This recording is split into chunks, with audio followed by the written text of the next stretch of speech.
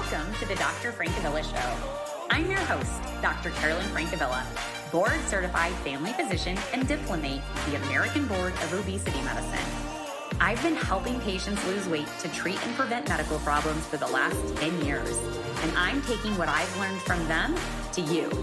In this podcast, you will learn the science behind why you struggle with your weight and what to do about it, tips for common challenges, work to fight bias about what a healthy weight really is, and improve your relationship with food and your body.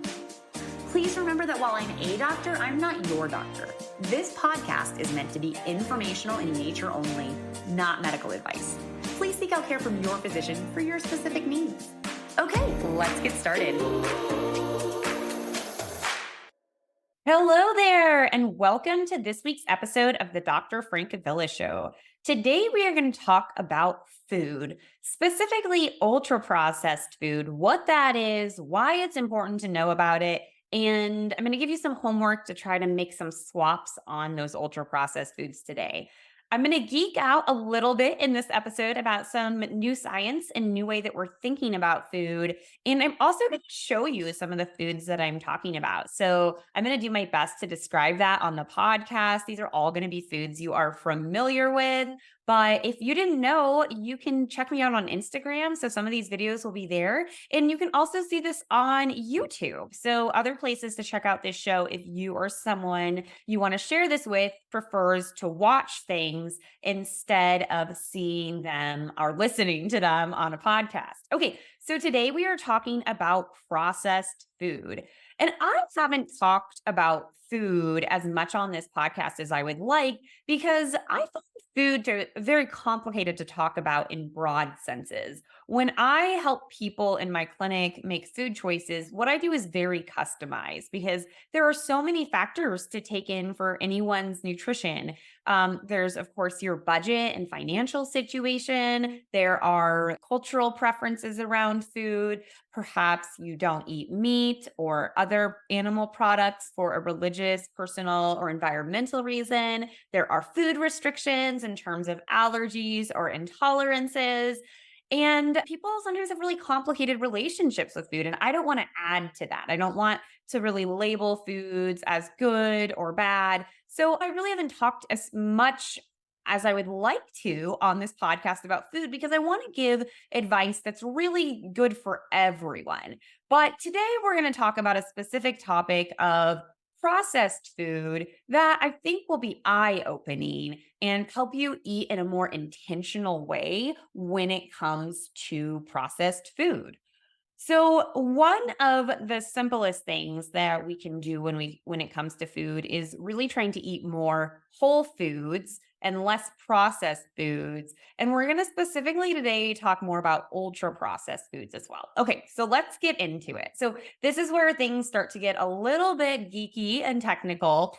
But one of the sort of trends right now in nutrition science is classifying foods based on how processed they are. And this actually seems like common sense to me. I'm surprised it's taken so long for this to gain steam, but we like to have evidence in science before we start going around giving advice because a lot of our nutrition advice historically has not been very evidence-based. We've really guessed. So one of these things that people are talking about is this NOVA classification, N-O-V-A. And the NOVA classifications come out of South America, and it categorizes food into 4 categories. So the first category is going to be unprocessed or minimally processed foods. So these are the edible parts of plants or animals after they've been separated from nature, and they're minimally preserved and minimally processed. So this would be food like a chicken breast or a glass of milk, a handful of nuts, an apple, some veggies. For my example here, I have a nice apple and it's the whole apple. You just take a bite into it or slice it up and eat it. It is an unprocessed food. For a minimally processed food, I have here some apple chips. And these apple chips are the only ingredient is apple, but these are a minimally processed food because they have been sliced and baked to become crispy, but they're not fried or anything. They don't have any additional fats or seasonings or sugar or anything, but they're minimally processed. Okay. Same thing with nuts. You could have whole cashews that are unroasted, or you can have a roasted cashew, right? That's minimally processed. You're not probably eating raw chicken, you're eating cooked chicken, right? You might have beef jerky, which is probably in this more minimally processed to processed category. Okay, so unprocessed is, again, the whole apple. Minimally processed is maybe the apple chips. But these are foods you can recognize as the whole food. Okay, category two in the NOVA groups is processed culinary ingredients. Okay, what these are foods that are extracted from nature and they're used to prepare the category one foods. Example, these are things like butter, salt, sugar, olive oil. So you take your unprocessed food from category one, say an egg, and you put it in a pan with a little bit of olive oil or maybe some butter, maybe sprinkle salt and pepper, maybe some chives or oregano. I don't know what you want to put on your eggs. And those are the processed culinary ingredients that you are adding to that unprocessed food to cook, right? So that's the bread and butter, if you will, of what we should be eating. Our processed food, our unprocessed foods with our processed culinary ingredients. Then we have our group three foods. These are processed foods. So these are foods that are a combination of one and two, and that is being done to either increase the enhancement of the food, make it taste better, to preserve it so it lasts longer, and to make it maybe more enjoyable in some way. So example of just a regular processed food would be something like bread, right? Bread in its sort of original form, not its ultra processed form, is going to be wheat, some yeast, a little bit of sugar to make it rise, water. There's really not that much to bread, but it's processed a little bit to make it into a substance that's a little more tasty than whole wheat, right? Then we have things like oatmeal, again, processed to some degree. Cheese, I have my example here, my cheese stick. This is a processed food. Pickles, that's just a cucumber with some vinegar and salt, a really old way of processing something and preserving it, keeping it for a long time. And in my opinion, making the cucumber way more delicious. Okay, so those are processed foods, and those are probably okay. And then we get to our ultra processed foods. And these are what have really grown in our Western diet in the last couple decades. And these are probably what is contributing to more of our health problems and our weight. And I'm going to get into a little bit of the data on the weight in these. But what is the definition of an ultra processed food? So, an ultra processed foods are not just modified foods, but they are formulations of industrial sources of dietary energy and nutrients, particularly unhealthy fats, starches, free sugars, salt, plus additives that are chemicals or dyes to intensify the sensory impact of these foods. They have little or even no impact food, meaning you can't recognize what this food is. You really can't tell what was made from. So I have some examples here. I just scrounged around my house to find these. They seem to turn up in goodie bags for holidays for my children. And this is a bag of Cheetos. And if we look at the ingredients of this little bag of Cheetos here, our first ingredient is enriched cornmeal. And then there's all the ingredients of that, which is cornmeal, ferrous sulfate, niacin, thiamine, riboflavin, folic acid. Then we have vegetable oil, which is made of corn, canola, and or sunflower oil. Cheese seasoning, which is whey, cheddar cheese, cultures, salt, and enzymes. Some other processed oil, canola oil, whey protein concentrate, monosodium glutamate, lactic acid, citric acid, and yellow number 6, and salt, of course. So this is a bunch of stuff that's put together to make a food-like substance. But if you ask your great-grandmother what this was, they would have no idea that's food, right? And it even has dye to make it more appealing. And anyone who's ever had a Cheeto knows that, right? Because you get all that yellow on your fingers. Now, that does not make this a completely bad food.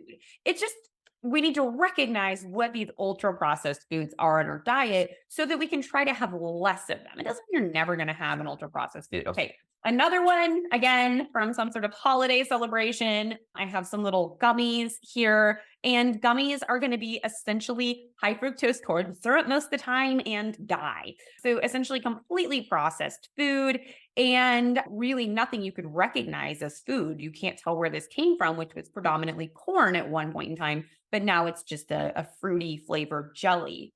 And then the sort of biggest offender, in my opinion, of ultra processed foods are our sodas and our sweet beverages, which literally are just processed sugar, often with dye or flavorings that have no additional nutritional value, no appearance of food, and can be eaten in really large volumes because they're a beverage and they're really easy to absorb and you really never feel full from them. You could drink 100 ounces of soda a day and not feel full or satisfied because there's no physical substance to them. So those are sort of our categories. Okay. So we have our unprocessed or very minimally processed foods, culinary ingredients, processed foods, and then the ultra processed foods, which again are very like industrial foods. They really are not recognizable as food. Things like chips, crackers, soft drinks, gummies, candy. Again, things that really are not recognizable as food.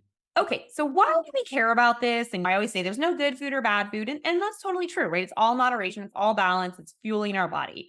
But why do we want to be intentional about how processed our food is? Dr. Kevin Hall, I got to see him speak at a conference earlier this year, had a great article that was published in Cell. And what they did in that study was they matched people with two different types of eating, two different diets, if you will, to see what happens when you give people an ultra processed diet versus an unprocessed diet. The ultra processed diet and the unprocessed diet had the same amount of calories, sugar, fat, fiber, and macronutrients. So if you looked at the nutrition label or you plugged it into MyFitnessPal, all the numbers that were offered to people were the same, okay? But they were different types of foods. So picture maybe a cheeseburger versus salmon with a side of roasted veggies, something like that, okay? And what happened is they were given options of on their ultra processed diet, they were given the foods, they could eat as much as they want of those foods, or they were given the unprocessed diet, they could eat as much. And again, the foods they were given were completely matched in terms of what they looked like for numbers. And what happened is the people on the ultra processed diet ate more calories, which maybe is not shocking, right? Those foods are more palatable. They're designed to be more enjoyable when we eat them. And so people ate more of them. But what was even more surprising is the people who ate the ultra processed foods gained about a pound or two over the course of 14 days, just 2 weeks. The people on the unprocessed diet actually lost about 2 pounds. So that's pretty amazing to me that in just 2 weeks, the type of food, again, it looks the same if you plug it into MyFitnessPal, had that big of an impact. And it was not completely in line with the amount of calories. So the people who ate more calories with their ultra processed diet gained more weight than would be expected by calories alone. And the people who did not eat the processed food, they ate the regular sort of unprocessed diet, lost more weight than we would expect. So the type of food matters more than the exact numbers of the food. Okay. So why is that?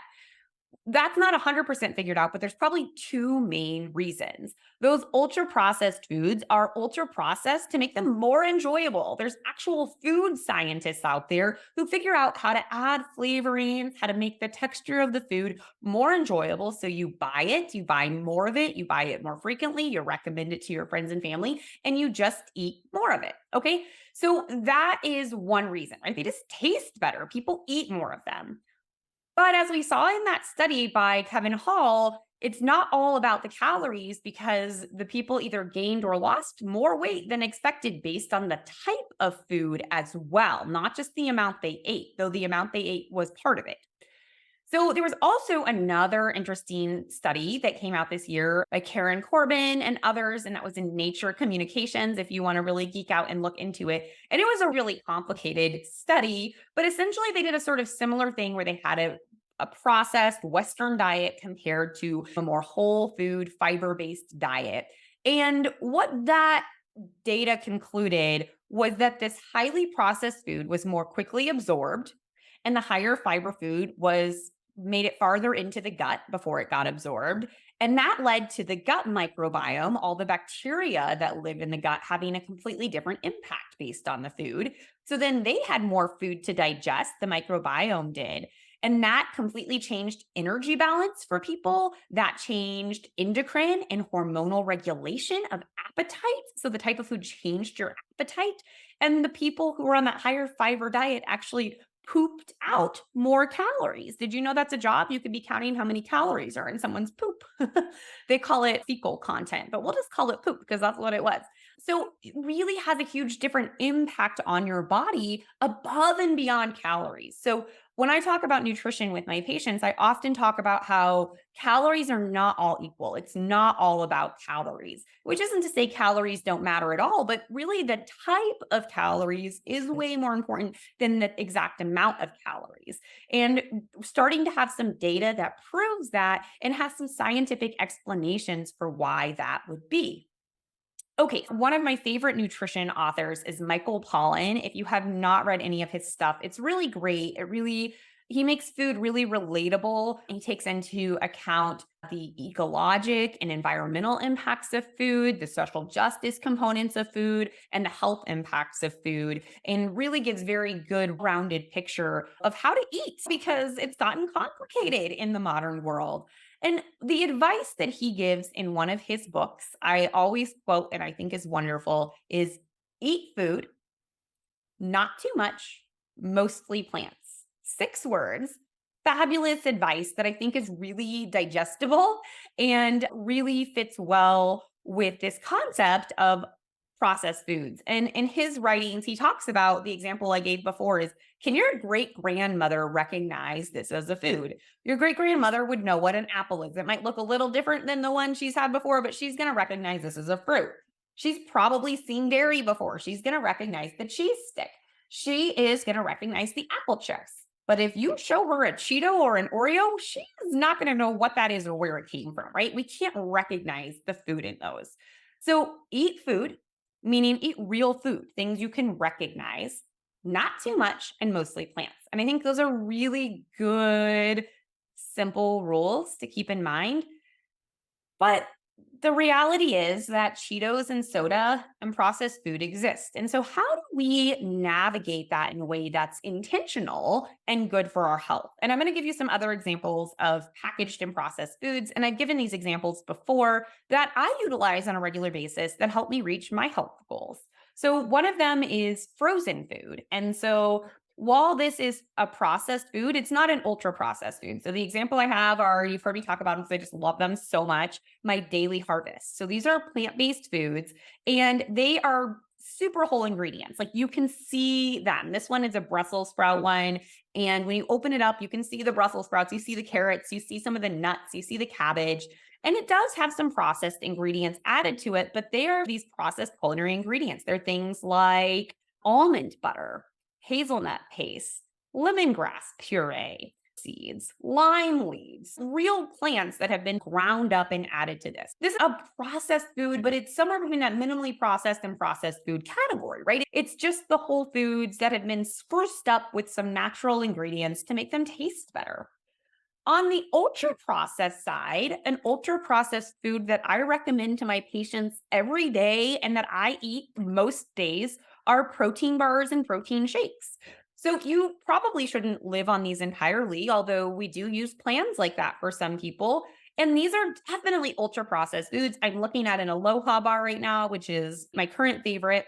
And the first ingredient is brown rice protein. So this is super processing of rice to just get the protein, tapioca fiber, tapioca syrup, sunflower butter. So the sunflower seeds been turned into a butter, has some brown sugar, has some vanilla extract. And so these are really processed ingredients, brown rice crisps. So they've really taken food and processed it in such a way. But for me and for many of my patients, a protein bar serves an important role of keeping blood sugar stable, getting enough protein in, which I find really hard to do with unprocessed foods without eating a lot of meat. And I don't want to eat 3 cows a day. So there may be a role for some of these processed foods. And I think one of those roles is meal replacement, protein bars or protein shakes that help you get that fuel source in. And in terms of weight loss, we have good data that those absolutely help with weight loss. That's been a mainstay of helping people lose weight for a really long time.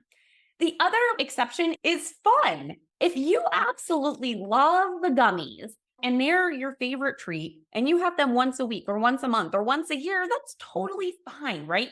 The problem is if you have 4 servings of gummies, you have the big package of it, and you eat that all in one setting, that is going to have effects on your gut microbiome. That's going to have effects on your appetite, and it's going to have effects on your weight, and it's not going to help you reach your goal, right?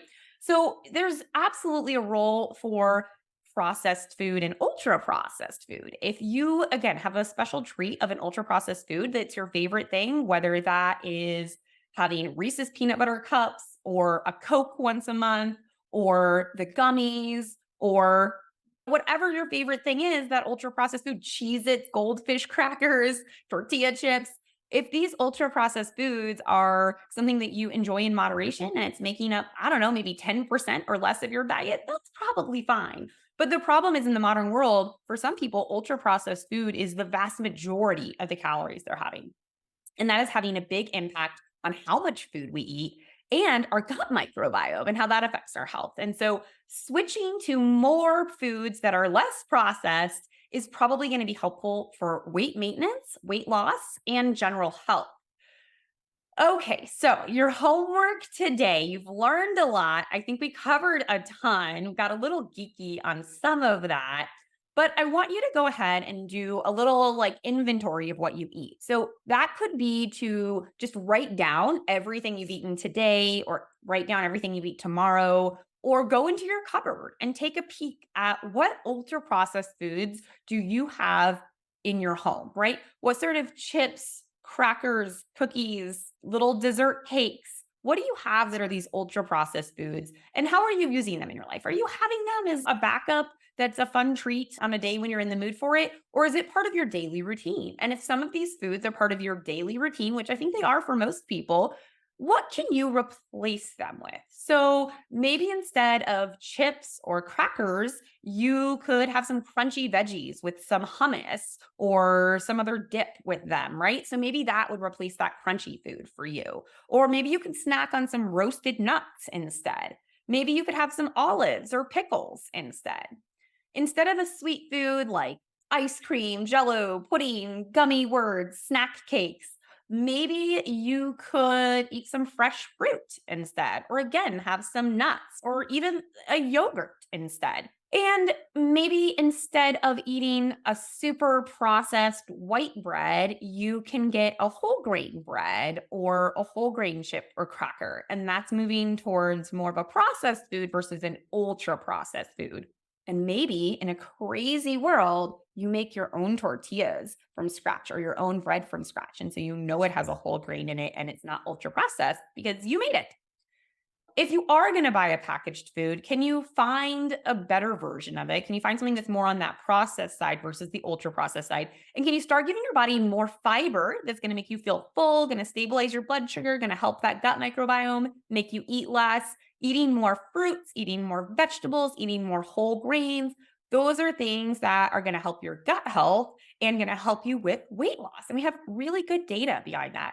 Not all calories are the same. And again, the more we can move from these ultra processed foods, probably the better. This doesn't mean perfection.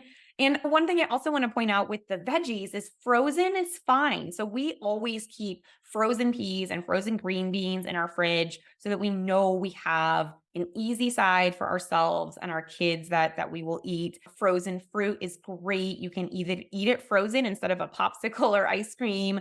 You can toss it on top of yogurt or toss it on top of a whole grain pancake. So lots of options there. You don't have to have everything fresh if you're the sort of person where it goes goes bad in your fridge before you eat it. The processed foods are things we're trying to get away from, but we don't have to have perfection. So you can definitely use frozen foods or sometimes even canned foods or jarred foods to get some of that fiber in as well.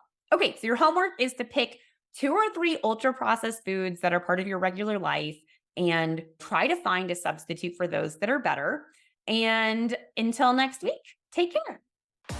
Thank you for listening to the Dr. Francavilla Show, where we learn about all things related to weight and health. If you love this podcast, make sure to leave those 5-star reviews and share this podcast with a friend or loved one. If you have a topic about weight and health you want me to tackle, head over to the website, thedrfrancavillashow.com, to submit your question. And make sure to subscribe to the podcast so you don't miss next week's episode. Take care.